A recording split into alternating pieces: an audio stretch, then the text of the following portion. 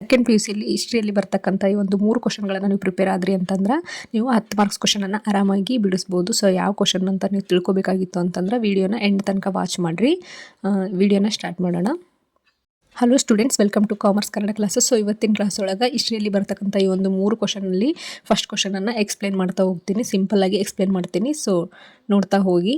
First question, ಅಶೋಕನ ಜೀವನ ಹಾಗೂ ಸಾಧನೆಗಳನ್ನು ವಿವರಿಸಿ. ನೀವು PTKಯಲ್ಲಿ ಬರೀರಿ ಇದನ್ನು. ಏನಂತಂದರೆ, ಮೌರ್ಯರಲ್ಲಿ ಶ್ರೇಷ್ಠ ಮತ್ತು ವಿಶ್ವದ ಅಗ್ರಗಣ್ಯ ಅರಸರಲ್ಲಿ ಒಬ್ಬನಾಗಿರ್ತಕ್ಕಂಥ ಅಶೋಕನನ್ನು ಶಿಲಾಶಾಸನಗಳಲ್ಲಿ ದೇವನಾಂಪ್ರಿಯ ಮತ್ತು ಪ್ರಿಯದರ್ಶಿ ಎಂದು ಹೆಸರಿಸಲಾಗಿದೆ. ಇವನ ಜೀವನ ಮತ್ತು ಸಾಧನೆಗಳನ್ನು ನಾವು ಈ ಕೆಳಗಿನಂತೆ ನೋಡಬಹುದು ಅಥವಾ ವಿವರಿಸಬಹುದು. ವಿವರಣೆಯಲ್ಲಿ ಬರೀರಿ. ಅಧಿಕಾರಕ್ಕೆ ಯಾವಾಗ ಬಂದ ಅಶೋಕ ಅಂತಂದರೆ, ಅಶೋಕನು ಸಾಮಾನ್ಯ ಶಕೆ ಪೂರ್ವ 273ರಲ್ಲಿ ಅಧಿಕಾರಕ್ಕೆ ಬಂದನು. ಆದರೂ ಅವನ ಕಿರೀಟಧಾರಣೆ ಮಹೋತ್ಸವವು ಸಾಮಾನ್ಯ ಶಕೆ ಪೂರ್ವ 269ರಲ್ಲಿ ನಡೆಯಿತು. ನೆಕ್ಸ್ಟ್, ಕಳಿಂಗ ಯುದ್ಧ. ಸಾಮಾನ್ಯ ಶಕೆ ಪೂರ್ವ 261ರಲ್ಲಿ ಅಶೋಕನು ಕಳಿಂಗದ ಮೇಲೆ ತನ್ನ ಸಾರ್ವಭೌಮತ್ವವನ್ನು ವಿಸ್ತರಿಸಲು ಕಳಿಂಗದ ಮೇಲೆ ದಾಳಿ ಮಾಡಿದನು. ಆಗ ನಡೆದಂತಹ ಭೀಕರ ಕದನದಲ್ಲಿ 1,00,000 ಜನ ಪ್ರಾಣವನ್ನು ತೆತ್ತರು ಮತ್ತು 1.5 ಲಕ್ಷ ಸೈನಿಕರು ಯುದ್ಧ ಕೈದಿಗಳಾದರು ಎಂದು 13ನೇ ಶಿಲಾಶಾಸನ ವಿವರಿಸುತ್ತದೆ. ನೆಕ್ಸ್ಟ್, ಧರ್ಮ ವಿಜಯದ ನೀತಿ. ಏನು ಇದು ಅಂತಂದರೆ, ಕಳಿಂಗ ಯುದ್ಧದಲ್ಲಿ ಆದಂತಹ ರಕ್ತಪಾತವನ್ನು ಕಂಡು ಅಶೋಕನು ತುಂಬ ದುಃಖತಪ್ತನಾಗ್ತಾನ. ನಂತರ ಭವಿಷ್ಯದಲ್ಲಿ ಯಾವುದೇ ರೀತಿಯ ಯುದ್ಧ ಮಾಡಬಾರದೆಂದು ತೀರ್ಮಾನಿಸಿದನು. ಕಳಿಂಗ ಯುದ್ಧವೇ ಆತನ ಒಂದು ಕೊನೆಯ ಯುದ್ಧವಾಗುತ್ತಾ. ನೆಕ್ಸ್ಟ್, ನಂತರ ಅಶೋಕ ಏನು ಮಾಡ್ತಾನಂತಂದ್ರೆ, ತನ್ನ ದಿಗ್ವಿಜಯಗಳ ಬದಲಾಗಿ ಧರ್ಮ ವಿಜಯದ ನೀತಿಯನ್ನು ಅನುಸರಿಸಿದನು. ಸೊ ಇದಿಷ್ಟು ಧರ್ಮ ವಿಜಯದ ನೀತಿ. ಇನ್ನು ಅಶೋಕನ ಸಾಮ್ರಾಜ್ಯದ ವಿಸ್ತಾರವನ್ನು ನೋಡೋದಾದರೆ, ಉತ್ತರದಲ್ಲಿ ಕಾಶ್ಮೀರ ಮತ್ತು ಅಫ್ಘಾನಿಸ್ತಾನದಿಂದ ದಕ್ಷಿಣದಲ್ಲಿ ಕರ್ನಾಟಕದ ಸುವರ್ಣಗಿರಿಯವರೆಗೆ, ಪೂರ್ವದ ಬಂಗಾಳದಿಂದ ಪಶ್ಚಿಮದ ಸಿಂಧ್ ಮತ್ತು ಬಲೂಚಿಸ್ತಾನದವರೆಗೆ ಈತನ ಸಾಮ್ರಾಜ್ಯದ ವಿಸ್ತಾರವಾಗಿರುತ್ತೆ. ನೆಕ್ಸ್ಟ್, ಧರ್ಮವನ್ನು ನೋಡೋದಾದರೆ, ಅಶೋಕನು ಧರ್ಮಕ್ಕೆ ಶ್ರೇಷ್ಠ ಕೊಡುಗೆಯನ್ನು ನೀಡಿದ್ದಾನೆ. ಅಶೋಕನ ಪ್ರಕಾರ ಧರ್ಮನಿಷ್ಠೆಯು ತಂದೆ ತಾಯಿಯರಿಗೆ ವಿಧೇಯರಾಗಿರುವುದು, ಗುರುಗಳಿಗೆ ಗೌರವವನ್ನು ಕೊಡುವುದು, ಪ್ರಾಣಿ ಹಿಂಸೆ ಮಾಡದಿರುವುದು ಮತ್ತು ಮುಂತಾದ ಗುಣಗಳನ್ನು ಒಳಗೊಂಡಿರುವುದಾಗಿತ್ತು. ನೆಕ್ಸ್ಟ್, ಬೌದ್ಧ ಧರ್ಮವನ್ನು ಹರಡುವಿಕೆಗೆ ಯಾವ್ಯಾವೆಲ್ಲ ಕ್ರಮಗಳನ್ನು ಕೈಗೊಳ್ತಾನೆ ಅಂತ ಹೇಳಿದ್ರೆ, ಕಳಿಂಗ ಯುದ್ಧದ ನಂತರ ಅಶೋಕನು ಉಪಗುಪ್ತನೆಂಬ ಬೌದ್ಧ ಸನ್ಯಾಸಿಯ ಪ್ರಭಾವದಿಂದ ಬೌದ್ಧ ಧರ್ಮವನ್ನು ಸ್ವೀಕರಿಸ್ತಾನೆ. ನಂತರ ಅಶೋಕನು ಬೌದ್ಧ ಧರ್ಮದ ಹರಡುವಿಕೆಗೆ ಹಲವು ಕ್ರಮಗಳನ್ನು ತೆಗೆದುಕೊಂಡನು. ಬೌದ್ಧ ಧರ್ಮದ ಪ್ರಚಾರಕ್ಕಾಗಿ ಬೇರೆ ಬೇರೆ ದೇಶಗಳಿಗೆ ನಿಯೋಗಗಳನ್ನು ಕಳಿಸ್ತಾನೆ. ನಂತರ ತನ್ನ ಸ್ವಂತ ಮಕ್ಕಳಾದ ಮಹೀಂದ್ರ ಮತ್ತು ಸಂಘಮಿತ್ರೆಯನ್ನು ಶ್ರೀಲಂಕಾಕ್ಕೆ ಕಳಿಸ್ತಾನೆ. ನೆಕ್ಸ್ಟ್, ಕಲೆ ಮತ್ತು ವಾಸ್ತುಶಿಲ್ಪದಲ್ಲಿ ಅಶೋಕನ ಸಾಧನೆ ನೋಡೋದಾದರೆ, ಕಲ್ಲಿನ ಬಳಕೆ ಆರಂಭವಾಗುತ್ತೆ. ಯಾವಾಗಂತಂದ್ರೆ, ಅಶೋಕನು ಕಟ್ಟಡ ನಿರ್ಮಾಣದಲ್ಲಿ ಈ ಮೊದಲು ಬಳಕೆಯಲ್ಲಿದ್ದಂತಹ ಮರ ಮತ್ತು ಇಟ್ಟಿಗೆಯ ಬಳಕೆಯನ್ನು ಬಿಟ್ಟು ಕಲ್ಲುಗಳನ್ನು ಬಳಸಕ್ಕೆ ಪ್ರಾರಂಭ ಮಾಡ್ತಾನೆ. ಸ್ತೂಪ ಮತ್ತು ಗುಹಾಲಯಗಳ ನಿರ್ಮಾಣ ಅಂತಂದರೆ, ಅಶೋಕನು 84,000 ಸ್ತೂಪಗಳನ್ನು ನಿರ್ಮಿಸಿದ್ದಾನೆಂದು ಹೇಳಲಾಗುತ್ತದೆ. ಇವುಗಳಲ್ಲಿ ಸಾಂಚಿ ಸ್ತೂಪವು ಇಂದಿಗೂ ಉಳಿದಿರುವಂತಹ ಏಕೈಕ ಸ್ತೂಪವಾಗಿದೆ. ಇದು ಅತ್ಯಂತ ದೊಡ್ಡ ಸ್ತೂಪವೂ ಹೌದು. ಅಶೋಕನು ಬೌದ್ಧ ಸನ್ಯಾಸಿಗಳಿಗಾಗಿ ಗುಹಾಲಯಗಳನ್ನು ಕೂಡ ನಿರ್ಮಿಸ್ತಾನೆ. ನೆಕ್ಸ್ಟ್, ಸ್ತಂಭಗಳ ನಿರ್ಮಾಣ ಅಂತಂದರೆ, ಅಶೋಕನು ಸುಮಾರು 30ಕ್ಕಿಂತ ಹೆಚ್ಚು ಸ್ತಂಭಗಳನ್ನು ನಿರ್ಮಿಸ್ತಾನೆ. ಅವುಗಳಲ್ಲಿ ಸಾರಾನಾಥ ಸ್ತಂಭ ತುಂಬ ಪ್ರಸಿದ್ಧವಾದದ್ದು. ಸಾರಾನಾಥ ಸ್ತಂಭದ ಶಿರೋಭಾಗವು ಭಾರತದ ರಾಷ್ಟ್ರ ಲಾಂಛನವಾಗಿರುತ್ತೆ. ಕೊನೆಯದಾಗಿ ಅಶೋಕನ ಒಂದು ಶ್ರೇಷ್ಠತೆಯನ್ನು ನೋಡೋದಾದರೆ, ಅಶೋಕನು ಭಾರತದಲ್ಲಿ ಒಂದು ವಿಶಾಲವಾದ ಸಾಮ್ರಾಜ್ಯವನ್ನು ಸ್ಥಾಪಿಸಿದನು. ಪ್ರಪಂಚದ ಇತಿಹಾಸದಲ್ಲಿ ವಿಜಯದ ನಂತರವೂ ಯುದ್ಧವನ್ನು ತ್ಯಜಿಸಿದಂಥ ಏಕೈಕ ರಾಜನಾಗಿರ್ತಾನೆ. ದಿಗ್ವಿಜಯವನ್ನು ತ್ಯಜಿಸಿ ಧರ್ಮ ವಿಜಯವನ್ನು ಅಳವಡಿಸಿಕೊಂಡು ತನ್ನ ಸಂಪೂರ್ಣ ಜೀವನವನ್ನು ಜನರ ಶಾಂತಿ ಹಾಗೂ ಕಲ್ಯಾಣಕ್ಕಾಗಿ ವಿನಿಯೋಗಿಸ್ತಾನೆ. ಸೊ ಇದನ್ನು ನೀವು ಉಪಸಂಹಾರದಲ್ಲಿ ಬರಿಬೋದು. ಕೊನೆಯದಾಗಿ ಅಶೋಕನ ಬಗ್ಗೆ ಒಂದು ಸಾಲು ನೋಡ್ರಿ. ಅದೇನಂದ್ರೆ, 10,000 ರಾಜ ಮಹಾರಾಜ ಸಾಮ್ರಾಟರ ಹೆಸರುಗಳು ತುಂಬಿರುವ ಇತಿಹಾಸವೆಂಬ ದಿಗಂತದಲ್ಲಿ ಅಶೋಕನೊಬ್ಬನೇ ಧ್ರುವತಾರೆಯಂತೆ ಜಾಜ್ವಲ್ಯಮಾನವಾಗಿ ಬೆಳಗುತ್ತಿದ್ದಾನೆ. ಇದನ್ನು ಯಾರು ಹೇಳ್ಯಾರಂತಂದ್ರೆ, H.G. ವೆಲ್ಸ್ ರವರು ಈ ಒಂದು ಮಾತನ್ನು ಅಶೋಕನ ಕುರಿತಾಗಿ ಹೇಳಿದ್ದಾರೆ. ಸೊ ಇದಿಷ್ಟು ಅಶೋಕನ ಜೀವನ ಮತ್ತು ಸಾಧನೆಗಳನ್ನು ವಿವರಿಸಿ ಅಂತ ಕೇಳಿದರೆ ನೀವು ಇಷ್ಟನ್ನು ಬರಿಬೇಕಾಗುತ್ತೆ. ಅದರೊಳಗೆ ಮೇನ್ ಪಾಯಿಂಟ್ಸ್ನ ನೆನ್ಪಿಟ್ಕೊಳ್ರಿ. ಏನೇನು ಬರಿಬೇಕು ಮೇನ್ ಪಾಯಿಂಟ್ಸ್ ಅಂತಂದ್ರೆ, ಅಶೋಕ ಅಧಿಕಾರಕ್ಕೆ ಬಂದಿದ್ದಾಗಿರ್ಬೋದು, ಕಳಿಂಗ ಯುದ್ಧ ಆಗಿರ್ಬೋದು, ಧರ್ಮ ವಿಜಯದ ನೀತಿ, ಅಶೋಕನ ಸಾಮ್ರಾಜ್ಯ ವಿಸ್ತಾರ, ಧರ್ಮ ಹಾಗೂ ಬೌದ್ಧ ಧರ್ಮ ಹರಡುವಿಕೆಗೆ ಕ್ರಮಗಳು ಮತ್ತು ಕಲೆ ವಾಸ್ತುಶಿಲ್ಪದಲ್ಲಿ ಅಶೋಕನ ಸಾಧನೆ, ಕಲ್ಲಿನ ಬಳಕೆ ಆರಂಭವಾದದ್ದಿರ್ಬೋದು, ಸ್ತೂಪ ಗುಹಾಲಯಗಳ ನಿರ್ಮಾಣ ಆಗಿರ್ಬೋದು, ಸ್ತಂಭಗಳ ನಿರ್ಮಾಣ, ಕೊನೆಯದಾಗಿ ಅಶೋಕನ ಶ್ರೇಷ್ಠತೆ. ಸೊ ಇಷ್ಟನ್ನು ನೀವು ಈ ಒಂದು ಕ್ವಶನಲ್ಲಿ ನೀವು ಇಷ್ಟು ಪಾಯಿಂಟ್ಸನ್ನು ಆ್ಯಡ್ ಮಾಡಲೇಬೇಕು.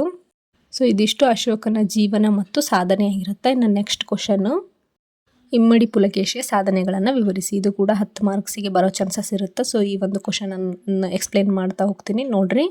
ಬಾದಾಮಿ ಚಾಳುಕ್ಯ ದೊರೆಗಳಲ್ಲಿ ಶ್ರೇಷ್ಠನಾದ ಇಮ್ಮಡಿ ಪುಲಕೇಶಿಯ ಸಾಧನೆಗಳನ್ನು ನಾವು ಈ ಕೆಳಗಿನಂತೆ ವಿವರಿಸಬಹುದು ಅಂತೇಳಿ ನೀವು ಇದನ್ನು PTK ಒಳಗೆ ಬರೀರಿ. ನೆಕ್ಸ್ಟ್ ವಿವರಣೆ ಅಥವಾ ಎಕ್ಸ್ಪ್ಲನೇಷನಲ್ಲಿ ಈ ಒಂದು ಪಾಯಿಂಟ್ಸ್ಗಳನ್ನು ಬರ್ಕೊಂಡು ಬರೀರಿ. ಮಂಗಳೇಶನೊಂದಿಗೆ ಯುದ್ಧ ಅಂದರೆ ಸಿಂಹಾಸನಕ್ಕೆ ಬಂದಿದ್ದು ಏನಂತಂದರೆ, ಇದು ಇಮ್ಮಡಿ ಪುಲಕೇಶಿಯು ಪ್ರಾಪ್ತ ವಯಸ್ಸಿಗೆ ಬಂದರೂ ಕೂಡ ಆತನ ಚಿಕ್ಕಪ್ಪನಾದ ಮಂಗಳೇಶನು ಅಧಿಕಾರವನ್ನು ಹಸ್ತಾಂತರ ಮಾಡಲಿಲ್ಲ. ಇದರಿಂದ ಕೆರಳಿದಂತಹ ಇಮ್ಮಡಿ ಪುಲಕೇಶಿಯು ಅವನ ಚಿಕ್ಕಪ್ಪನ ಮೇಲೆ ಯುದ್ಧವನ್ನು ಸಾರಿ ಆತನನ್ನು ಸೋಲಿಸಿ ಅಧಿಕಾರಕ್ಕೆ ಬರ್ತಾನೆ. ಎಲ್ಲಿ ಅಂತ ಹೇಳಿದರೆ, ಅಂದರೆ ಯಾವ ಯುದ್ಧದಲ್ಲಿ ಅಂತಂದರೆ ಎಳವತ್ತು ಸಿಂಬಿಗೆ ಎನ್ನುವಂತಹ ಯುದ್ಧದಲ್ಲಿ ಆತನ ಚಿಕ್ಕಪ್ಪನನ್ನು ಕೊಂದು ಸಾಮಾನ್ಯ ಶಕೆ 609ರಲ್ಲಿ ಸಿಂಹಾಸನವನ್ನು ಏರ್ತಾನೆ. ಇದು ಮಂಗಳೇಶನೊಂದಿಗೆ ಯುದ್ಧ ಮಾಡಿ ಸಿಂಹಾಸನವನ್ನು ಏರಿದ್ದಾಗಿರುತ್ತೆ. ನೆಕ್ಸ್ಟ್ ಅಪ್ಪಾಯಿಕ ಮತ್ತು ಗೋವಿಂದರನ್ನು ಸೋಲಿಸಿದ್ದು ಅಂತಂದರೆ ರಾಷ್ಟ್ರಕೂಟ ನಾಯಕರಾದಂತಹ ಅಪ್ಪಾಯಿಕ ಮತ್ತು ಗೋವಿಂದರು ಚಾಳುಕ್ಯ ಪ್ರದೇಶದ ಮೇಲೆ ದಾಳಿ ಮಾಡ್ತಾರೆ. ಆಗ ಇಮ್ಮಡಿ ಪುಲಕೇಶಿಯು ಆ ಇಬ್ಬರನ್ನು ಭೀಮಾ ನದಿ ತೀರದಲ್ಲಿ ಸೋಲಿಸ್ತಾನೆ. ಇದಾದಮೇಲೆ ಅಪ್ಪಾಯಿಕ ಏನು ಮಾಡ್ತಾನೆ, ಭಯಗೊಂಡು ಯುದ್ಧ ಭೂಮಿಯಿಂದ ಓಡಿ ಹೋಗ್ಬಿಡ್ತಾನೆ. ಆಮೇಲೆ ಗೋವಿಂದ ಪುಲಕೇಶಿಗೆ ಶರಣಾಗ್ತಾನೆ. ಸೊ ಇದು ರಾಷ್ಟ್ರಕೂಟರ ಒಂದು ನಾಯಕರಾದ ಅಪ್ಪಾಯಿಕ ಮತ್ತು ಗೋವಿಂದರನ್ನು ಸೋಲಿಸಿದ್ದಾಗಿರುತ್ತೆ. ನೆಕ್ಸ್ಟ್ ದಕ್ಷಿಣದ ಇತರ ರಾಜ್ಯಗಳ ಮೇಲೆ ಯುದ್ಧ ಅಂತಂದರೆ ರಾಷ್ಟ್ರಕೂಟ ನಾಯಕರನ್ನು ಸೋಲಿಸಿದ ನಂತರ ಪುಲಕೇಶಿ ಕದಂಬರ ರಾಜಧಾನಿಯಾದ ಬನವಾಸಿಯನ್ನು ಗೆಲ್ತಾನೆ. ನಂತರ ಕೊಂಕಣದ ಮೌರ್ಯರನ್ನು, ದಕ್ಷಿಣ ಕನ್ನಡದ ಅಳುಪರನ್ನು ಮತ್ತು ತಲಕಾಡಿನ ಗಂಗರನ್ನು ಕೂಡ ಸೋಲಿಸ್ತಾನೆ. ಸೊ ಇದಿಷ್ಟು ದಕ್ಷಿಣದ ಇತರ ರಾಜ್ಯಗಳ ಮೇಲೆ ಯುದ್ಧ ಮಾಡಿದ್ದಾಗಿರುತ್ತೆ. ಇನ್ನು ನೆಕ್ಸ್ಟ್ ಉತ್ತರದ ದಂಡಯಾತ್ರೆ ನೋಡೋದಾದರೆ, ದಕ್ಷಿಣದಲ್ಲಿ ಸಣ್ಣ ಪುಟ್ಟ ರಾಜರನ್ನು ಗೆದ್ದ ಬಳಿಕ ಉತ್ತರದ ಕಡೆ ಮುಂದುವರೆದು ಲಾಟ ಅಂತಂದರೆ ಗುಜರಾತ್ನ ಲಾಟ, ಮಾಳ್ವಾ ಮತ್ತು ಗೂರ್ಜರ ದೊರೆಗಳನ್ನು ಸೋಲಿಸ್ತಾನೆ. ಸೊ ಇದಿಷ್ಟು ಉತ್ತರದ ದಂಡಯಾತ್ರೆ ಆಗಿರುತ್ತೆ. ಇನ್ನು ನೆಕ್ಸ್ಟ್ ಹರ್ಷವರ್ಧನನೊಡನೆ ಯುದ್ಧ. ಸೊ ಇದು ಮೇನ್ ಆಗಿರುತ್ತೆ ನೋಡ್ರಿ. ಸಾಮಾನ್ಯ ಶಕೆ 634ರಲ್ಲಿ ಇಮ್ಮಡಿ ಪುಲಕೇಶಿಯು ಹರ್ಷವರ್ಧನನೊಡನೆ ಅಂತಂದರೆ ಯುದ್ಧ ಮಾಡ್ತಾನೆ. ಎಲ್ಲಿ ಅಂತಂದರೆ ನರ್ಮದಾ ನದಿ ತೀರದಲ್ಲಿ ಸಾಮಾನ್ಯ ಶಕೆ 634ರಲ್ಲಿ ಈ ಒಂದು ಯುದ್ಧ ಸಂಭವಿಸುತ್ತಾ ಹರ್ಷವರ್ಧನ ಏನು ಮಾಡ್ತಾನೆ, ಈ ಯುದ್ಧದಲ್ಲಿ ಸೋಲುಣ್ತಾನೆ. ನಂತರ ಗೆಲುವು ಪಡೆದ ಇಮ್ಮಡಿ ಪುಲಕೇಶಿಯು ಪರಮೇಶ್ವರ ಎನ್ನುವಂತಹ ಒಂದು ಬಿರುದನ್ನು ಧರಿಸ್ತಾನೆ. ನಂತರ ನರ್ಮದಾ ನದಿ ಇವರಿಬ್ಬರ ಸಾಮ್ರಾಜ್ಯಗಳ ಗಡಿಯಾಗುತ್ತಾ. ಸೊ ಇದು ಹರ್ಷವರ್ಧನನೊಡನೆ ನಡೆದಂತಹ ಯುದ್ಧದ ಒಂದು ಮೇನ್ ಪಾಯಿಂಟ್ಸ್ ಆಗಿರುತ್ತೆ. ಇದನ್ನು ಕೂಡ ನಿಮ್ಮ ಒಂದು ಆನ್ಸರ್ನಲ್ಲಿ ಆ್ಯಡ್ ಮಾಡಿರಿ. ನೆಕ್ಸ್ಟ್ ಪೂರ್ವ ಭಾಗದಲ್ಲಿ ಗೆಲುವು ಅಂದರೆ ಪೂರ್ವ ಭಾಗದಲ್ಲಿ ದಕ್ಷಿಣದ ಕೋಸಲ ಮತ್ತು ಕಳಿಂಗ ದೊರೆಗಳು ಪುಲಕೇಶಿಗೆ ಶರಣಾಗ್ತಾನೆ. ನಂತರ ಪಿಷ್ಟಪುರವನ್ನು ಗೆದ್ದು ವೆಂಗಿ ಮಂಡಲವನ್ನು ಕೂಡ ವಶಪಡಿಸಿಕೊಳ್ತಾನೆ. ನಂತರ ವೆಂಗಿ ಪ್ರಾಂತ್ಯಕ್ಕೆ ಇಮ್ಮಡಿ ಪುಲಕೇಶಿ ತನ್ನ ಇನ್ನೊಬ್ಬ ಸಹೋದರನಾದ ಅಂತಂದರೆ ಕುಬ್ಜ ಸಹೋದರನಾದ ವಿಷ್ಣುವರ್ಧನನನ್ನು ಅರಸನನ್ನಾಗಿ ನೇಮಕ ಮಾಡ್ತಾನೆ. ಇದು ವೆಂಗಿ ಚಾಳುಕ್ಯ ರಾಜ್ಯ ಸ್ಥಾಪನೆಗೆ ಅಡಿಪಾಯವನ್ನು ಹಾಕಿದಂಗಾಗುತ್ತೆ. ಸೊ ಇದಿಷ್ಟು ಪೂರ್ವ ಭಾಗದಲ್ಲಿ ಆಯಿತು. ಇನ್ನು ನೆಕ್ಸ್ಟ್ ಕಂಚಿಯ ಪಲ್ಲವರ ಮೇಲೆ ದಾಳಿ. ಇದನ್ನು ಪಲ್ಲವ ಚಾಲುಕ್ಯ ಸಂಘರ್ಷದ ಆರಂಭ ಅಂತೇಳಿ ಕರಿಬಹುದು. ಪುಲಕೇಶಿಯು ಕಂಚಿಯ ಮೇಲೆ ದಾಳಿ ಮಾಡಿ ಪಲ್ಲವರ ದೊರೆ 1ನೇ ಮಹೇಂದ್ರವರ್ಮನನ್ನು ಪೆಲ್ಲಿಲೂರು ಎಂಬಲ್ಲಿ ಸೋಲಿಸುತ್ತಾನೆ. ನಂತರ ಪುಲಕೇಶಿಯ ದಾಳಿಯು ಪಲ್ಲವ ಮತ್ತು ಚಾಲುಕ್ಯ ಸಂಘರ್ಷಕ್ಕೆ ನಾಂದಿಯಾಯಿತು. ನಂತರ ಚೋಳ ಮತ್ತು ಚೇರ ದೊರೆಗಳನ್ನು ಸೋಲಿಸಿ ಅವರಿಂದ ಕಪ್ಪ ಕಾಣಿಕೆಗಳನ್ನು ಪಡೆದು ರಾಜಧಾನಿಗೆ ಮರಳಿದನು. ನಂತರ ಇಮ್ಮಡಿ ಪುಲಕೇಶಿಯ ಕೊನೆಯ ದಿನಗಳನ್ನು ನೋಡೋದಾದರೆ, ಇಮ್ಮಡಿ ಪುಲಕೇಶಿಯು ತನ್ನ ಕೊನೆಯ ದಿನಗಳಲ್ಲಿ ಕಂಚಿಯನ್ನು ಗೆಲ್ಲಲು ಮುಂದಾಗ್ತಾನೆ. ಆದರೆ ಪಲ್ಲವ ದೊರೆ 1ನೇ ನರಸಿಂಹವರ್ಮನಿಂದ ಸಾಮಾನ್ಯ ಶಕೆ 642ರಲ್ಲಿ ಇಮ್ಮಡಿ ಪುಲಕೇಶಿಯು ಸೋಲಲ್ಪಟ್ಟನು. ಬಹುಶಃ ಈ ಒಂದು ಯುದ್ಧದಲ್ಲಿ ಇವನು ಕೊಲ್ಲಲ್ಪಟ್ಟಿರಬೇಕೆಂದು ನಂಬಲಾಗಿದೆ. ಸೊ ಇದಿಷ್ಟು ಕೊನೆಯ ದಿನಗಳಾಯಿತು. ಇನ್ನು ಈತನ ಒಂದು ಸಾಮ್ರಾಜ್ಯದ ವಿಸ್ತಾರವನ್ನು ನೋಡೋದಾದರೆ, ಇವನ ಸಾಮ್ರಾಜ್ಯವು ಉತ್ತರದಲ್ಲಿ ನರ್ಮದಾ, ದಕ್ಷಿಣದಲ್ಲಿ ಮೈಸೂರು, ಪೂರ್ವದಲ್ಲಿ ಬಂಗಾಳ ಕೊಲ್ಲಿ ಮತ್ತು ಪಶ್ಚಿಮದಲ್ಲಿ ಅರಬ್ಬಿ ಸಮುದ್ರದವರೆಗೆ ವಿಸ್ತರಿಸಿತ್ತು. ಇನ್ನು ಬಿರುದುಗಳನ್ನು ನೋಡೋದಾದರೆ, ಇಮ್ಮಡಿ ಪುಲಕೇಶಿಗೆ ದಕ್ಷಿಣಪತೇಶ್ವರ, ಸತ್ಯಾಶ್ರಯ, ಮಹಾರಾಜಾಧಿರಾಜ, ಪರಮೇಶ್ವರ, ಪೃಥ್ವಿ ವಲ್ಲಭ ಇತ್ಯಾದಿ ಬಿರುದುಗಳಿದ್ದವು. ಸೊ ಇದಿಷ್ಟು ಬಿರುದುಗಳಾಯಿತು. ಇನ್ನು ಇಮ್ಮಡಿ ಪುಲಕೇಶಿಯ ಶ್ರೇಷ್ಠತೆಯನ್ನು ನೋಡೋದಾದರೆ, ಇಮ್ಮಡಿ ಪುಲಕೇಶಿಯು ಭಾರತದ ಅಗ್ರಗಣ್ಯ ಅರಸರಲ್ಲೊಬ್ಬ ಅರಸನಾಗಿರ್ತಾನೆ.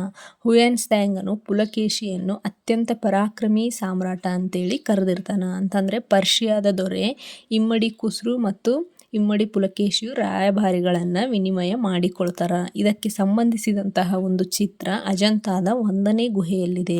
ಸೊ ಇದಿಷ್ಟು ಇಮ್ಮಡಿ ಪುಲಕೇಶಿಯ ಸಾಧನೆಯಾಗಿರುತ್ತೆ. ಕರೆಕ್ಟಾಗಿ ನೋಡ್ಕೊಳ್ರಿ. ಈ ಒಂದು ಕ್ವಶನನ್ನು ಕೇಳೋ ಚಾನ್ಸಸ್ ಇರುತ್ತೆ. ಸೊ ಇಷ್ಟು ಪಾಯಿಂಟ್ಗಳನ್ನು ನೀವು ಈ ಒಂದು ಕ್ವಶನ್ ಕೇಳಿದರೆ ನೀವು ಬರಿಬೇಕಾದ್ರೆ ಇವೇನು ಮೇನ್ ಪಾಯಿಂಟ್ಸ್ ಅದಾವಲ್ಲ 1ರಿಂದ 10 ಈ ಒಂದು ಪಾಯಿಂಟ್ಸ್ಗಳನ್ನು ನೀವು ಹಾಕಿ ನಿಮ್ಮ ಆನ್ಸರನ್ನು ಬರೀರಿ. ಒಳ್ಳೆ ಮಾರ್ಕ್ಸ್ ನಿಮಗೆ ಬಂದೇ ಬರ್ತಾವೆ. ಇನ್ನು ನೆಕ್ಸ್ಟ್ ಕ್ವಶನ್, ಗುಪ್ತರ ಕಾಲವನ್ನು ಭಾರತದ ಇತಿಹಾಸದಲ್ಲಿ ಸುವರ್ಣಯುಗ ಎಂದು ಏಕೆ ಕರೆಯುತ್ತಾರೆ? ಸೊ ಇದು ಕೂಡ 10 ಮಾರ್ಕ್ಸ್ದು ಕ್ವಶನ್ ಆಗಿರುತ್ತೆ, ಇಂಪಾರ್ಟೆಂಟ್ ಕ್ವಶನ್. ಇದು ಕೂಡ ಬರೋ ಚಾನ್ಸಸ್ ಇರುತ್ತೆ. ಸೊ ಇದ್ರದ್ದು ಎಕ್ಸ್ಪ್ಲನೇಷನನ್ನು ನೋಡ್ತಾ ಹೋಗೋಣ. ಭಾರತದ ಇತಿಹಾಸದಲ್ಲಿ ಗುಪ್ತರ ಕಾಲದಲ್ಲಿ ಧರ್ಮ, ಶಿಕ್ಷಣ, ಸಾಹಿತ್ಯ, ಕಲೆ ಮತ್ತು ವಾಸ್ತುಶಿಲ್ಪ, ವಿಜ್ಞಾನ ಮತ್ತು ತಂತ್ರಜ್ಞಾನ ಕ್ಷೇತ್ರಗಳಲ್ಲಿ ಗುಪ್ತರ ಸಾಧನೆ ಅಸಾಮಾನ್ಯವಾಗಿದೆ. ಆದ್ದರಿಂದ ಇವರ ಕಾಲವನ್ನು ಸುವರ್ಣಯುಗ ಎಂದು ಕರೆಯುತ್ತಾರೆ. ಸೊ ಇದನ್ನು ನೀವು PTKನಲ್ಲಿ ಬರೀರಿ. ನಾನು ಮಾರ್ಕ್ ಮಾಡಿ ತೋರಿಸ್ತೀನಲ್ಲ ಅದಿಷ್ಟನ್ನು PTKಯಲ್ಲಿ ಬರೀರಿ. ನೆಕ್ಸ್ಟ್ ವಿವರಣೆಯಲ್ಲಿ ಇದನ್ನು ಈ ಕೆಳಗಿನ ಅಂಶಗಳಿಂದ ಸ್ಪಷ್ಟಪಡಿಸಬಹುದು ಅಂತೇಳಿ ಬರೆದು ಒಂದೊಂದೇ ಪಾಯಿಂಟ್ಸನ್ನು ಹಾಕಿ ಎಕ್ಸ್ಪ್ಲೇನ್ ಮಾಡ್ತಾ ಹೋಗ್ರಿ. ಫಸ್ಟ್ ಪಾಯಿಂಟ್ ನೋಡ್ರಿ, ಹಿಂದೂ ಧರ್ಮದ ಪುನರುತ್ಥಾನ ಅಂತಂದರೆ ಹಿಂದೂ ಧರ್ಮವು ಗುಪ್ತರ ರಾಜ್ಯ ಧರ್ಮವಾಯಿತು. ವಿಷ್ಣು, ಶಿವ ಮತ್ತು ದುರ್ಗಾ ಆರಾಧನೆ ಜನಪ್ರಿಯವಾಯಿತು. ಗುಪ್ತರು ವೈದಿಕ ವಿಧಿವಿಧಾನ ಮತ್ತು ಸಂಪ್ರದಾಯಗಳನ್ನು ಆಚರಿಸಿದರು. ವೈದಿಕ ವಿಧಿಗಳಾದ ಅಶ್ವಮೇಧ, ವಾಜಪೇಯ ಮತ್ತು ರಾಜಸೂಯ ಯಾಗಗಳನ್ನು ತುಂಬ ಭವ್ಯವಾಗಿ ಆಚರಿಸಲಾಗುತ್ತಿತ್ತು. ಗುಪ್ತರ ಅವಧಿಯಲ್ಲಿ ಅನೇಕ ವಿಷ್ಣು ದೇವಾಲಯಗಳನ್ನು ನಿರ್ಮಿಸಲಾಯಿತು. ಸೊ ಇದಿಷ್ಟು ಹಿಂದೂ ಧರ್ಮದ ಪುನರುತ್ಥಾನ ಆಯಿತು. ಇನ್ನು ಶಿಕ್ಷಣ ಕ್ಷೇತ್ರದಲ್ಲಿ ಗುಪ್ತರ ಒಂದು ಸಾಧನೆಯನ್ನು ನೋಡೋದಾದರೆ, ಗುಪ್ತರಾಜರು ಶಿಕ್ಷಣಕ್ಕೆ ವಿಶೇಷ ಗಮನವನ್ನು ನೀಡಿದರು. ತಕ್ಷಶಿಲಾ, ನಳಂದ, ಅಜಂತ ಮತ್ತು ಸಾರನಾಥಗಳು ಗುಪ್ತರ ಹೆಸರಾಂತ ವಿಶ್ವವಿದ್ಯಾಲಯಗಳಾಗಿದ್ದವು. ಪಾಟಲಿಪುತ್ರ ಮತ್ತು ವಲ್ಲಭಿ ಪ್ರಸಿದ್ಧ ಶಿಕ್ಷಣ ಕೇಂದ್ರಗಳಾಗಿದ್ದವು. ಮುಖ್ಯ ವಿಷಯಗಳಾದ ಪುರಾಣಗಳು, ಸಾಹಿತ್ಯ, ತತ್ವಶಾಸ್ತ್ರ, ಅಂಕಗಣಿತ, ಜ್ಯೋತಿಷ್ಯಶಾಸ್ತ್ರ ಮತ್ತು ವಿಜ್ಞಾನ ಪ್ರಮುಖವಾಗಿ ಬೋಧಿಸಲ್ಪಡುತ್ತಿದ್ದವು ಗುಪ್ತರ ಕಾಲದಲ್ಲಿ. ಸೊ ಇದಿಷ್ಟು ಶಿಕ್ಷಣ ಆಯಿತು. ಇನ್ನು ನೆಕ್ಸ್ಟ್ ಸಾಹಿತ್ಯವನ್ನು ನೋಡೋದಾದರೆ, ಶ್ಲೋಕ ರೂಪದಲ್ಲಿ ಇರತಕ್ಕಂತಹ ವೇದಗಳನ್ನು ಅಲ್ಲದೆ ಧಾರ್ಮಿಕ ಸಾಹಿತ್ಯವನ್ನು ಕೂಡ ಬರವಣಿಗೆ ರೂಪದಲ್ಲಿ ತರಲಾಯಿತು. ಗುಪ್ತರ ಯುಗವನ್ನು ಸಂಸ್ಕೃತ ಸಾಹಿತ್ಯದ ಸುವರ್ಣಯುಗ ಅಂತೇಳಿ ಕರೀತಾರೆ. ಸಮುದ್ರಗುಪ್ತನು ಶ್ರೇಷ್ಠ ಸಂಗೀತಗಾರ ಮತ್ತು ಪ್ರಸಿದ್ಧ ವೇದ ವಿದ್ವಾಂಸಕನಾಗಿರ್ತಾನ. ಹಾಗೆ ಎರಡನೇ ಚಂದ್ರಗುಪ್ತನ ಆಸ್ಥಾನದಲ್ಲಿ ನವರತ್ನರು ಇರ್ತಾರ. ನವರತ್ನರು ಅಂತಂದರೆ ಗುಪ್ತರ ಕಾಲದ ಇಲ್ಲಿ ಇರತಕ್ಕಂಥ ಪ್ರಮುಖ ಕವಿಗಳು ಮತ್ತು ಅವರ ಕೃತಿಗಳು ಅಂತಂದರೆ ಇವರು ಎರಡನೇ ಒಂದು ಚಂದ್ರಗುಪ್ತನ ಸ್ಥಾನದಲ್ಲಿ ಇರ್ತಾರೆ. ಯಾವ್ಯಾವ ಕವಿಗಳು ಅವ್ರ ಹೆಸರು ಮತ್ತು ಅವರ ಕೃತಿಗಳನ್ನು ನೋಡೋದಾದರೆ, ಫಸ್ಟ್ನೇ ಕವಿ ನೋಡ್ರಿ ಅಂತಂದರೆ ಮೊದಲನೇ ಕವಿ ಕಾಳಿದಾಸ. ಈತನ ಕೃತಿಗಳು ಮಾಳವಿಕಾಗ್ನಿಮಿತ್ರ, ವಿಕ್ರಮ ಊರ್ವಶಿ ಮತ್ತು ಶಾಕುಂತಲ. ನಾಟಕಗಳು ಅಂತಂದರೆ ರಘುವಂಶ ಮತ್ತು ಕುಮಾರ ಸಂಭವ ಮಹಾಕಾವ್ಯಗಳಾಗಿರ್ತಾವೆ. ನೆಕ್ಸ್ಟ್ ಭಾರವಿ ಕೃತಿ ಕಿರಾತಾರ್ಜುನಿಯಂ. ನೆಕ್ಸ್ಟ್ ದಂಡಿ, ಕಾವ್ಯದರ್ಶ ಮತ್ತು ದಶಕುಮಾರ ಚರಿತ. ನೆಕ್ಸ್ಟ್ ವಿಶಾಖದತ್ತ, ಮುದ್ರಾ ರಾಕ್ಷಸ ಮತ್ತು ದೇವಿ ಚಂದ್ರಗುಪ್ತ.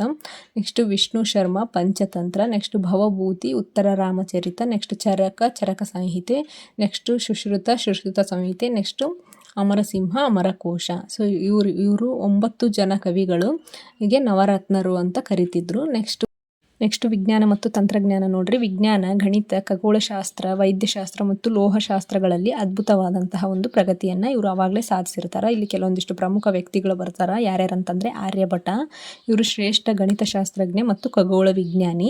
ಸೂರ್ಯ ಸಿದ್ಧಾಂತ ಗ್ರಂಥದಲ್ಲಿ ಭೂಮಿಯ ಚಲನೆ, ಗ್ರಹಣಗಳು ಸಂಭವಿಸುವ ಬಗ್ಗೆ ಈತನು ವಿವರಿಸಿರ್ತಾನೆ. ಇನ್ನೊಂದು ಗ್ರಂಥ ಆರ್ಯಭಟೀಯಂನಲ್ಲಿ ದಶಮಾಂಶ ಪದ್ಧತಿಯ ಬಗ್ಗೆ ಕೂಡ ಆರ್ಯಭಟರು ವಿವರಣೆ ಮಾಡಿರ್ತಾರೆ. ನೆಕ್ಸ್ಟ್ ಬ್ರಹ್ಮಗುಪ್ತ, ಇವರು ಗಣಿತಶಾಸ್ತ್ರಜ್ಞ. ಇವರು ಶೂನ್ಯದ ಪ್ರಾಮುಖ್ಯತೆಯ ಬಗ್ಗೆ ತಿಳಿಸಿರ್ತಾರೆ. ನೆಕ್ಸ್ಟ್ ವರಹಮೀರ, ಈತನು ಗುಪ್ತರ ಕಾಲದ ಶ್ರೇಷ್ಠ ವಿಜ್ಞಾನಿ. ಇವನು ಪಂಚಸೈದ್ಧಾಂತಿಕ ಬೃಹಜ್ಜಾತಕ ಇವನ ಕೃತಿಗಳಾಗಿರ್ತಾವ. ಇವನು ಖಗೋಳಶಾಸ್ತ್ರ, ಜೀವಶಾಸ್ತ್ರ, ಗಣಿತ ಮತ್ತು ಭೂಗೋಳಶಾಸ್ತ್ರಗಳಲ್ಲಿ ಪಂಡಿತನಾಗಿರ್ತಾನ. ನೆಕ್ಸ್ಟ್ ವೈದ್ಯ ವಿಜ್ಞಾನದಲ್ಲಿ ವೈದ್ಯಕೀಯ ಕ್ಷೇತ್ರದಲ್ಲಿ ಚರಕ ಮತ್ತು ಸುಶ್ರುತರು ಸಂಹಿತೆಗಳನ್ನು ರಚಿಸಿರ್ತಾರೆ. ಧನ್ವಂತ್ರಿಯು ಭಾರತೀಯ ವೈದ್ಯಶಾಸ್ತ್ರದ ಪಿತಾಮಹ ಅಂತೇಳಿ ಕರೆಯಲಾಗಿರುತ್ತೆ. ನೆಕ್ಸ್ಟ್ ವಾಗ್ಭಟನು ಅಷ್ಟಾಂಗ ಸಂಗ್ರಹವನ್ನು ಬರೆದಿರ್ತಾನ. ಇನ್ನು ಕಬ್ಬಿಣದ ಸ್ತಂಭವನ್ನು ನೋಡೋದಾದರೆ, ದೆಹಲಿಯ ಸಮೀಪ ಇರತಕ್ಕಂಥ ಮೆಹರೌಲಿಯಲ್ಲಿ ಕಬ್ಬಿಣದ ಸ್ತಂಭವು ಅವರ ಲೋಹಶಾಸ್ತ್ರಕ್ಕೆ ಅತ್ಯುತ್ತಮವಾದಂಥ ಉದಾಹರಣೆಯಾಗಿರುತ್ತೆ. ಇನ್ನು ಕಲೆ ಮತ್ತು ವಾಸ್ತುಶಿಲ್ಪವನ್ನು ನೋಡೋದಾದರೆ, ಭಾರತೀಯ ದೇವಾಲಯದ ವಾಸ್ತುಶಿಲ್ಪದ ಮೂಲ ರಚನಾತ್ಮಕ ಲಕ್ಷಣಗಳು ಗುಪ್ತರ ಕಾಲದಲ್ಲಿ ಅಭಿವೃದ್ಧಿಯಾದವು. ಮಥುರಾ, ಬನಾರಸ್, ಪಾಟ್ನಾ, ಉದಯಗಿರಿ, ದೇವಗಢಗಳು ಅವರ ಕಾಲದ ಪ್ರಮುಖ ಕಲಾ ಚಟುವಟಿಕೆಗಳ ಕೇಂದ್ರವಾಗಿದ್ದವು. ದೇವಗಢ ದಶಾವತಾರ ದೇವಾಲಯವು ಗುಪ್ತರ ಕಾಲದ ಮೊದಲ ದೇವಾಲಯವಾಗಿರುತ್ತ. ಭೂಮಾರದ ಶಿವನ ದೇವಾಲಯ ಮತ್ತು ಬಿಟ್ಟರ್ಗಾವ್ನ ಇಟ್ಟಿಗೆ ದೇವಾಲಯ ಗುಪ್ತರು ಕಾಲದಲ್ಲಿ ಇರತಕ್ಕಂತಹ ಒಂದು ಇತರೆ ದೇವಾಲಯಗಳಾಗಿರ್ತವ. ಗುಪ್ತರ ಅವಧಿಯಲ್ಲಿ ಅನೇಕ ಬುದ್ಧನ ವಿಗ್ರಹಗಳನ್ನು ಕೂಡ ಅವರು ಪ್ರತಿಷ್ಠಾಪನೆ ಮಾಡ್ತಾರೆ. ನೆಕ್ಸ್ಟ್ ಚಿತ್ರಕಲೆಯಲ್ಲಿ ನೋಡ್ರಿ, ಗುಪ್ತರು ಚಿತ್ರಕಲೆಗೆ ವಿಶೇಷವಾದ ಪ್ರೋತ್ಸಾಹವನ್ನು ನೀಡಿದರು. ಗುಪ್ತರ ವರ್ಣಮಾಲೆಯ ಅತ್ಯುತ್ತಮ ಉದಾಹರಣೆಗಳು ಗ್ವಾಲಿಯರ್ ಸಮೀಪದ ಬಾಗ್ನ ಗೋಡೆಗಳ ಮೇಲಿವೆ. ಗುಪ್ತ ಅರಸರು ಅಜಂತದಲ್ಲಿ ಅನೇಕ ಗುಹಾಂತರ ದೇವಾಲಯಗಳನ್ನು ನಿರ್ಮಿಸಿದ್ದಾರೆ. 17ನೇ ಗುಹೆಯಲ್ಲಿರುವ ತಾಯಿ ಮಗು ವರ್ಣಚಿತ್ರ ತುಂಬಾ ನೈಜತೆ ಮತ್ತು ಸುಂದರವಾಗಿದ್ದು, ಇದು ಅಜಂತ ಚಿತ್ರಕಲೆಗಳಲ್ಲಿ ಅತ್ಯಂತ ಶ್ರೇಷ್ಠವಾಗಿದೆ. ಸೊ ಇಲ್ಲಿ ಕೊನೆಯದಾಗಿ ಉಪಸಂಹಾರ ಏನು ಬರೀರಿ ಅಂತಂದ್ರೆ, ಈ ಮೇಲೆ ವಿವರಿಸಿದ ಎಲ್ಲ ಕ್ಷೇತ್ರಗಳಲ್ಲಾದ ಅಭೂತಪೂರ್ವ ಬೆಳವಣಿಗೆಯ ಕಾರಣದಿಂದ ಗುಪ್ತರ ಕಾಲವನ್ನು ಭಾರತದ ಇತಿಹಾಸದಲ್ಲಿ ಸುವರ್ಣಯುಗ ಎಂದು ಕರೆಯುತ್ತಾರೆ ಅಂತೇಳಿ ನೀವು ಕೊನೆಯದಾಗಿ ಉಪಸಂಹಾರವನ್ನು ಬರೀರಿ. ಸೊ ಇದಿಷ್ಟು ಗುಪ್ತರ ಕಾಲವನ್ನು ಭಾರತದ ಇತಿಹಾಸದಲ್ಲಿ ಸುವರ್ಣಯುಗ ಎಂದು ಏಕೆ ಕರೆಯುತ್ತಾರೆ ಅಂತ ಹೇಳಿದ್ರೆ ಇದಿಷ್ಟು ಎಕ್ಸ್ಪ್ಲನೇಷನ್ನ ನೀವು ಬರಿಬೇಕಾಗುತ್ತೆ. ಅವಾಗ ಮಾತ್ರ ನಿಮಗೆ 10 ಮಾರ್ಕ್ಸ್ ಕೊಡ್ತಾರೆ. ಸೊ ಇಲ್ಲಿ ಇರತಕ್ಕಂಥ ಮೇನ್ ಪಾಯಿಂಟ್ಗಳನ್ನು ನೀವು ನೆನ್ಪಿಟ್ಕೊಳ್ರಿ. ಗುಪ್ತರ ಕಾಲದಲ್ಲಿ ಇರತಕ್ಕಂಥ ಧರ್ಮ, ಶಿಕ್ಷಣ, ಸಾಹಿತ್ಯ, ಕಲೆ, ವಾಸ್ತುಶಿಲ್ಪ, ವಿಜ್ಞಾನ ಮತ್ತು ತಂತ್ರಜ್ಞಾನ, ಸೊ ಇದ್ರದ್ದೆಲ್ಲ ನೀವು ಇದನ್ನು ಪೀಠಿಕೆನಲ್ಲಿ ಹಾಕಬೇಕು. ನೆಕ್ಸ್ಟ್ ವಿವರಣೆಯಲ್ಲಿ ಹಿಂದೂ ಧರ್ಮದ ಪುನರುತ್ಥಾನ, ಶಿಕ್ಷಣ, ಸಾಹಿತ್ಯ, ಅದರಲ್ಲಿ ಬರ್ತಕ್ಕಂಥ ಕವಿಗಳು, ಕೃತಿಗಳು, ನೆಕ್ಸ್ಟ್ ವಿಜ್ಞಾನ ಮತ್ತು ತಂತ್ರಜ್ಞಾನ, ಅದರಲ್ಲಿ ಬರ್ತಕ್ಕಂಥ ಪ್ರಮುಖ ವ್ಯಕ್ತಿಗಳು, ನೆಕ್ಸ್ಟ್ ಕಬ್ಬಿಣದ ಸ್ತಂಭ ಆಗಿರ್ಬೋದು, ಕಲೆ ಮತ್ತು ವಾಸ್ತುಶಿಲ್ಪ ಆಗಿರ್ಬೋದು, ಹಾಗೆ ಚಿತ್ರಕಲೆ ಆಗಿರ್ಬೋದು. ಸೊ ಇಷ್ಟೆಲ್ಲ ಪಾಯಿಂಟ್ಸ್ಗಳನ್ನು ನೀವು ಎಕ್ಸ್ಪ್ಲೈನ್ ಮಾಡಿದ್ರಿ ಅಂತಂದ್ರೆ ನಿಮಗೆ ಆರಾಮಾಗಿ ಔಟ್ ಆಫ್ ಮಾರ್ಕ್ಸ್ ಬಂದೇ ಬರ್ತವ. ಟೋಟಲ್ ಆಗಿ ಮಿನಿಮಮ್ ನೀವು ಇದನ್ನು 4 ಪೇಜ್ ಆದರೂ ಬರೀಲೇಬೇಕು. ಸೊ ಈ ಒಂದು 3 ಪ್ರಶ್ನೆಗಳನ್ನು ನೀವು ನೋಡ್ಕೊಂಡಿದ್ದೇ ಆಯಿತು ಅಂತಂದ್ರೆ ನಿಮ್ಗೆ ಆರಾಮಾಗಿ ಒಂದು ಕ್ವಶನ್ ಬಂದೇ ಬರುತ್ತೆ. ಇದ್ರಾಗಿಂದ ನೀವು ಆರಾಮಾಗಿ 10 ಮಾರ್ಕ್ಸನ್ನು ತೆಗಿಬೋದು. ಸೊ ಈ ಒಂದು ವಿಡಿಯೋ ನಿಮ್ಗೆ ಯೂಸ್ಫುಲ್ ಆಯಿತು ಅಂತಂದ್ರೆ ದಯವಿಟ್ಟು ಒಂದು ಲೈಕ್ ಮಾಡಿರಿ, ಶೇರ್ ಮಾಡಿರಿ. ಹಾಗೆ ಹೊಸದಾಗಿ ಯಾರಾದರೂ ನಮ್ಮ ಚಾನಲ್ ನೋಡ್ತಿದ್ರೆ ಸಬ್ಸ್ಕ್ರೈಬ್ ಮಾಡ್ಕೊಂಡು ನೋಡಿರಿ. So thank you for watching.